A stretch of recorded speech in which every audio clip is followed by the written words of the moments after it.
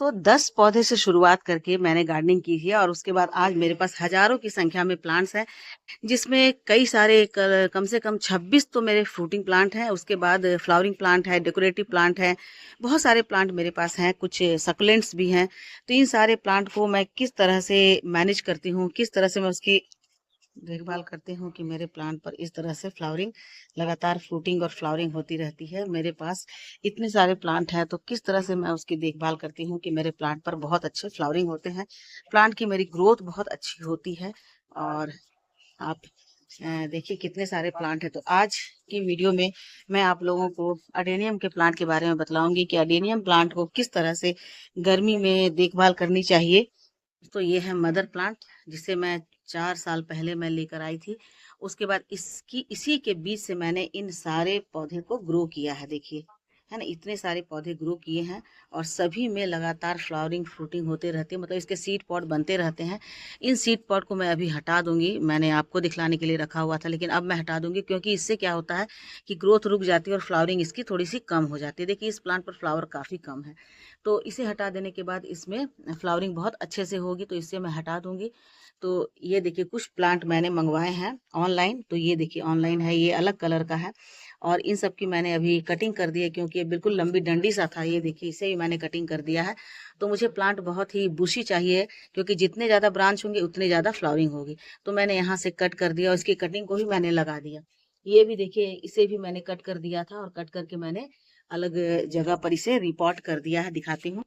देखिए यहाँ पर मैंने रिपोर्ट कर दिया है, ये 4 पौधे मैंने लगाए हैं, देखती हूँ लग ही जाएंगे, अभी तक तो हो गया है 10-15 दिन, तब भी हरे हरे हैं। और एक प्लांट और ये है दोस्तों, इसे भी मैंने ऑनलाइन मंगवाया था, तो इसे भी मैंने कट कर दिया था। तो अब देखिए यहाँ से ब्रांच निकल रहे हैं, तो ये भी काफी घना हो जाएगा। तो सबसे पहले बात करती हूँ दोस्तों इसकी मिट्टी की, क्योंकि और पॉट की, क्योंकि कई लोगों के सामने ये मिसकंसेप्शन हो जाता है कि अडेनियम प्लांट को मिट्टी के पॉट में ही लगाना चाहिए। ऐसी बात नहीं दोस्तों। ये देखिए, ये मेरा प्लास्टिक का पॉट है और इसे मैंने लगा रखा है, इसके मैंने घर में जो बीज बनाए थे उससे भी मैंने लगा रखा, और देखिए इसमें कितनी अच्छी फ्लावरिंग हो रही है और इसके कोडेक्स भी बहुत अच्छे हो रहे हैं। और इसे ये देखिए, इसे भी मैंने अपने घर में ही बीज से लगाया था और इसके कोडेक्स देखिए, अब ये तो पूरा भर रहा है और मुझे लगता है कि इसे मुझे रिपोर्ट करना होगा। और कितनी सारी ब्रांचेज और आपकी इसकी कलियां देख लीजिए, फ्लावरिंग इसमें इतनी जबरदस्त हो रही है कि ये नहीं कह सकते हैं कि प्लास्टिक के पॉट में सरवाइव नहीं करते हैं या उसमें फ्लावरिंग नहीं होते हैं। ये भी एक प्लास्टिक का पॉट है और आप इसकी भी कोडेक्स देखिए, है ना, इसमें देखिए इतने सारे बीज बन गए हैं, इसलिए फ्लावर कम है। लेकिन आप इसकी कोडेक्स देखिए तो आपका मन जो है वो बिल्कुल खुश हो जाएगा कि कितना अच्छा इसका कोडेक्स है। ये भी जो है अब इस पॉट में रूट बाउंड होने लगा है, मतलब छोटा पड़ रहा है। इसके कोडेक्स को और अच्छा करने के लिए मुझे इसे बड़ा सा प्लांटर देना होगा। तो ये भी आप देख लिए कि ये भी प्लास्टिक के पॉट में ही लगा हुआ और कितनी अच्छी इसमें फ्लावरिंग हो रही है। ये भी मैंने घर में ही लगाया है और कितने सारे इसमें वीड्स निकले हुए हैं, लेकिन फिर भी इसमें देखिए कलियां आ रही हैं और इसमें फ्लावर भी। अब तो इन सबको मैं यहाँ रख देती हूँ ताकि आपको एक साथ दिखला सकूं। और साथ ही साथ मैंने देखिए इसे भी प्लास्टिक के पॉट में ही लगाया है, इसकी मैंने कटिंग की है, तो कितने सारे इसके ब्रांच जो हैं सो निकल गए हैं। तो कुछ मैंने मिट्टी के पॉट में लगाए हैं और यहाँ ये देखिए दोस्तों, यहाँ भी मैंने प्लास्टिक के पॉट में एक एक पॉट में मैंने 2-3 लगा रखे हैं।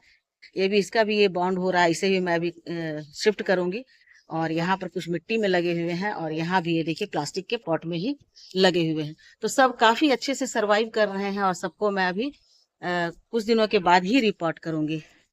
तो ये जो मिसकंसेप्शन है कि इसे मिट्टी के पॉट में ही लगाएं, ऐसी कोई बॉन्डिंग नहीं है। आप किसी भी पॉट में लगा सकते हैं, बस आपको ये देखना है कि इसकी मिट्टी बहुत चिकनी नहीं होनी चाहिए, मिट्टी बहुत हार्ड नहीं होनी चाहिए। ये देखिए इसे, ये जो मेरा है इसमें भी अब मुझे इसके रिपोर्ट करना होगा क्योंकि इसमें भी अब बहुत कम मिट्टी बची है। देखिए इतना पतला सा ही जगह मिट्टी का बचा हुआ है क्योंकि इसके कोडेक्स इतने विशाल हो गए हैं कि अब देखने में तो बहुत ही ज्यादा खूबसूरत लगते हैं, लेकिन अब यदि नहीं रिपोर्ट करूंगी तो इसका कोडेक्स जो है यहीं के यहीं इसकी जो ग्रोथ है वो रुक जाएगी। उसके बाद दोस्तों देखिए ये भी, है ना, ये भी मैंने बहुत ही खूबसूरत सा है। तो ये जो कोडेक्स होते हैं इसके, इसी के कारण अडेनियम बहुत ही ज्यादा खूबसूरत लगता है। आप देखिए कितने सुंदर से इसके कोडेक्स हो गए और इसमें फूलों की तो भरमार है, इतने सारे फ्लावर हैं। तो इस फ्लावर को लाने के लिए, इस प्लांट को हेल्दी रखने के लिए क्या क्या मैंने किया है, दोस्तों एक मिसकंसेप्शन जो होता है कि अडेनियम के प्लांट को पानी कम देना चाहिए।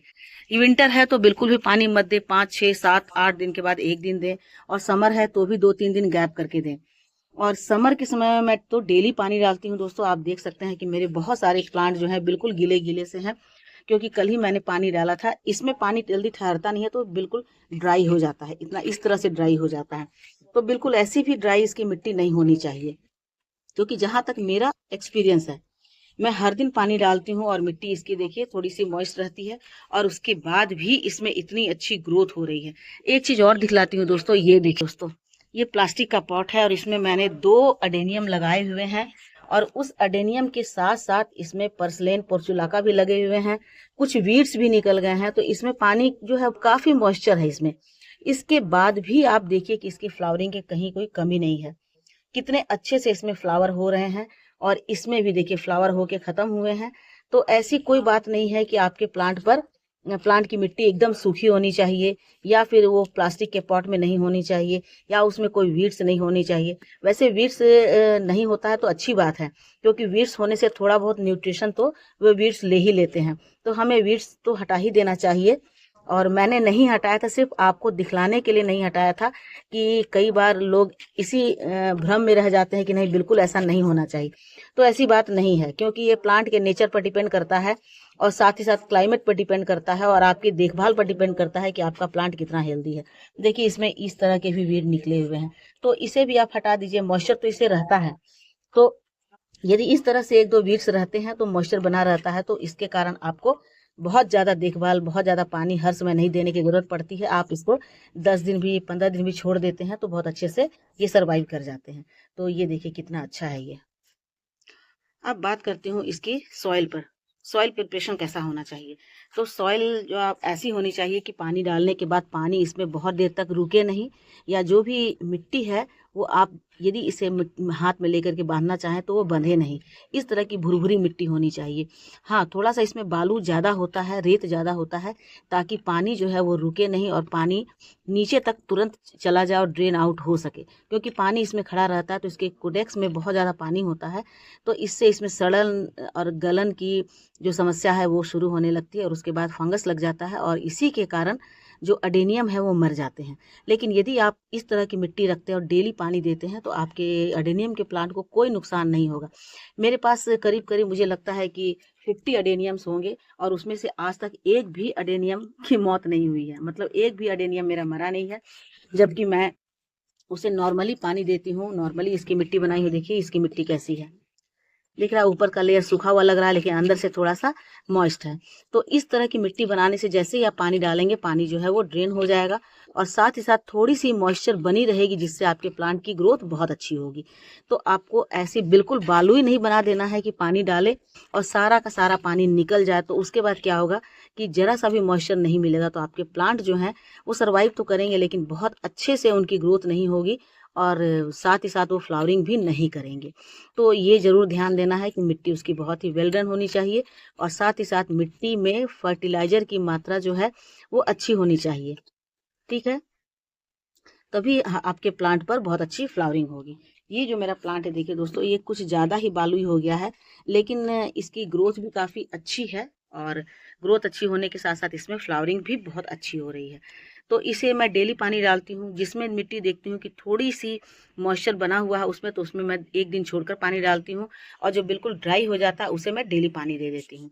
तो ये आपको चेक करना है कि आपकी मिट्टी कैसी है।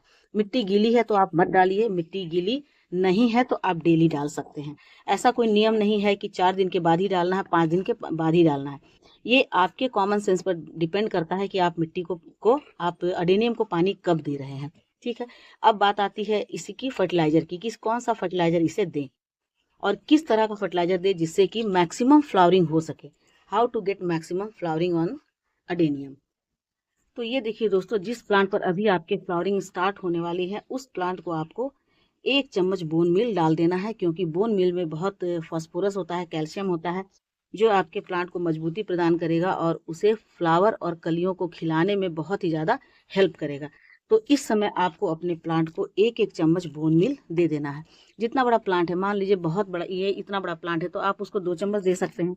लेकिन जो छोटे छोटे प्लांट है जिस पर फ्लावरिंग अभी स्टार्ट हो रही है, तो उसमें आप 1 चम्मच दे देंगे तो वो आपके प्लांट के लिए काफ़ी हो जाएगा। ऐसे प्लांट जिसमें अभी फ्लावरिंग नहीं हुई है, जो अभी छोटे हैं और आगे आपको फ्लावरिंग इनसे लेनी है, तो इस पर तो आप 1 चम्मच बोन मील ज़रूर डालिए, है ना। बोन मील में बहुत ताकत होती है और आपके प्लांट की कलियों को गिरने नहीं देगा, सूखने नहीं देगा। क्योंकि कई बार होता है कि कलियाँ निकलती तो हैं लेकिन वो गर्मी से सूख जाती हैं। तो गर्मी से नहीं सूखती हैं बल्कि गर्मी के दिनों में सूखती हैं, क्योंकि उसके अंदर फास्फोरस और कैल्शियम की कमी हो जाती है, तो वो कलियों को ठीक से खिला नहीं पाता है और इस तरह से वो सूख जाता है। तो आपको इस समय अपने प्लांट को बोन मील दे देना है। बोन मील के साथ साथ आपको इसमें क्या डालना है दोस्तों, वर्मी कंपोस्ट डालना है ना। वर्मी कंपोस्ट में एनपीके होता है और हमारे प्लांट को एनपीके की इस समय ज़रूरत है। तो आप इसको एनपीके के लिए वर्मी कंपोस्ट 1-1 मुट्ठी, यानी कि 1 मुट्ठी 2 मुट्ठी, जिस तरह का आपका प्लांट है उसे आप ज़रूर डालें। इससे आपके प्लांट में बहुत अच्छे से कलियां खिलेंगी और पूरा प्लांट जो है वो फ्लावर से भर जाएगा।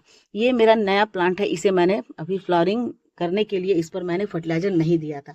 बाकी जो मेरे बहुत बड़े बड़े से प्लांट है उसे मैंने दे दिया था। जैसे ये प्लांट है, इन सबको मैंने फर्टिलाइज़र दिया था, तो देखिए कितनी अच्छी इसकी फ्लावरिंग हो रही है। तो इस सब पर नहीं दिया था, तो इस समय आप इसमें वर्मी कंपोस्ट डाल सकते हैं। तो इस तरह के छोटे छोटे प्लांट पर आप फास्फोरस यानी कि बोन मील और साथ ही साथ वर्मी कंपोस्ट डाल दें। वर्मी कंपोस्ट के साथ साथ एक और जो फर्टिलाइजर होता है जो कि अडेनियम के लिए सबसे अच्छा होता है, वो है 19-19-19, है ना। एनपीके 19-19-19, जो कि मैं दिखलाती हूँ अभी आपको। ये देखिए दोस्तों, ये है 19-19-19। इसे आप 1 लीटर पानी में घोल दें और घोल करके आप सभी प्लांट पर डाल दें, है ना। आधा आधा लीटर प्लांट पर डाल दें और साथ ही साथ आप प्लांट जहां पर फ्लावरिंग नहीं हो रही है उस प्लांट पर आप इसको स्प्रे भी कर दें। तो स्प्रे करने से इसकी पत्तियां बहुत अच्छी आ जाएंगी, ढेर सारी पत्तियां आ जाएंगी और जब ढेर सारी पत्तियां आ जाएंगी तो उन पर बहुत अच्छी ग्रोथ होगी और उसमें फ्लावरिंग भी बहुत अच्छी होगी। ये वाटर सॉल्यूबल है, तुरंत वाटर में घुल जाता है और ये बहुत ही अच्छा होता है। यदि आपके प्लांट पर फ्लावरिंग नहीं हो रही है, इसके पत्ते नहीं हो रहे हैं, उनमें ब्रांचेस नहीं आ रही है, तो उसके लिए ये जो फर्टिलाइजर है ये बेस्ट होता है। तो इसे आप डाल सकते हैं, डाल करके पूरे प्लांट पर आप डाल दें। ठीक है, आप इस तरह से प्लांट पर डाल देते हैं थोड़ा थोड़ा। और उसके क्योंकि मेरी मिट्टी काफी गीली है तो मैं थोड़ा थोड़ा डाल रही हूँ। आपकी मिट्टी यदि सूखी है तो आप इसमें एक आधा आधा लीटर 1-1 लीटर तक डाल सकते हैं। तो इस तरह से आप इसमें डाल दीजिए। ठीक है, अब बात करती हूँ इसमें मिलीबग की। तो दोस्तों मैं दिखलाती हूँ कि ये जो प्लांट है इसमें मिलीबग का बहुत ज्यादा अटैक होता है। अभी मैं आपको ये प्लांट दिखलाती हूँ। ये मेरा छोटा सा प्लांट है और इसमें आपको दिख रहा होगा, ये देखिए मिलीबग, है ना। तो इस तरह से ये मिलीबग जो है हमारे प्लांट पर अटैक करते हैं और यदि आप इसे नहीं रिमूव करेंगे तो धीरे धीरे ये पूरे प्लांट को पर लग जाएगा, उस पर इसके कलियां खिलने नहीं देगा। क्योंकि मिलीबग जो होता है सारे रस चूस लेता है और प्लांट की ग्रोथ को बिल्कुल रोक देता है। तो आपको इस पर नीम ऑयल का स्प्रे करना है और साथ ही साथ आपको अपने प्लांट पर फंगिसाइड, साफ फंगिसाइड, है ना, इसे भी आपको अपने प्लांट पर हर 10 दिन पर स्प्रे भी करना है और प्लांट की मिट्टी में भी डालना है। इससे पेस्ट भी दूर रहेंगे और आपके प्लांट पर फंगस भी नहीं लगेगा। इस तरह से आप अपने प्लांट पर स्प्रे कर दीजिए। स्प्रे कर देने से पूरे प्लांट पर, आपके प्लांट पर कहीं भी कोई मिलीबग का अटैक नहीं होगा और साथ ही साथ ना ही कोई फंगस लगेगा। तो इसको नीम ऑयल में आप हैंड वॉश मिला सकते हैं, उसमें लहसुन को पीस करके उसके रस को मिला सकते हैं। तो इसमें तेज गंध होती है सल्फर की, जिसके कारण प्लांट के में जो पेस्ट लगे हैं, मिलीबग लगे हैं, वो तो मरते ही मरते हैं।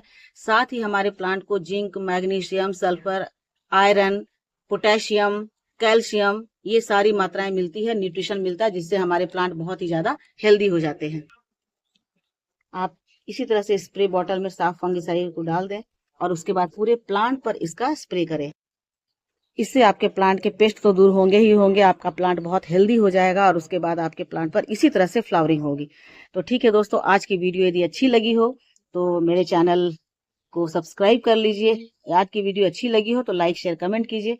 मेरे चैनल पे नए हैं तो मुझे सब्सक्राइब कर लीजिए। मिलती हूँ अगले वीडियो में फिर से एक नई जानकारी के साथ। तब तक मेरे साथ बने रहें और अपना ढेर सारा ख्याल रखें। Thank you.